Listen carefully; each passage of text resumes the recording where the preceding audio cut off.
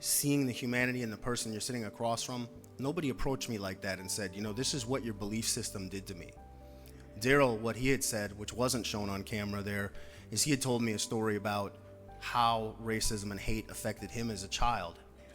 And when he was 11 years old, he was in a Boy Scout parade and he was being pelted with rocks by white adults.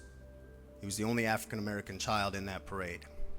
The Boy Scout leaders rushed him out of there, pulled him out of there, and brought him home. His parents said, "Daryl, why are you all banged up? What happened?" He goes, "I don't know. Somebody didn't like the Boy Scouts and they were throwing rocks at us."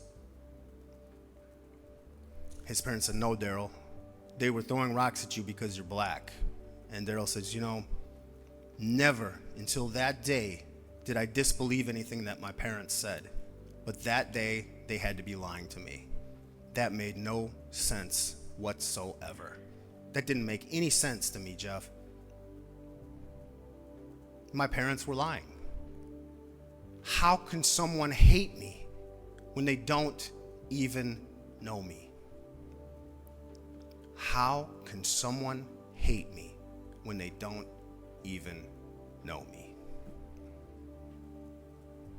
This flood of emotions came in and I started thinking about my own kids. I started feeling empathy for Daryl. Something that in those movements you block out. That's considered like a weakness.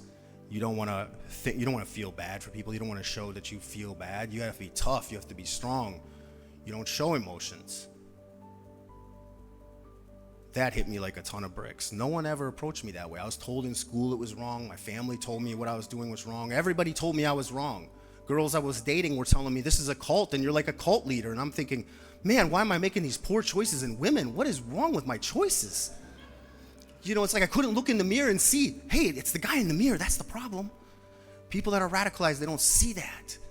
So that's the importance of this approach, of approaching somebody with compassion.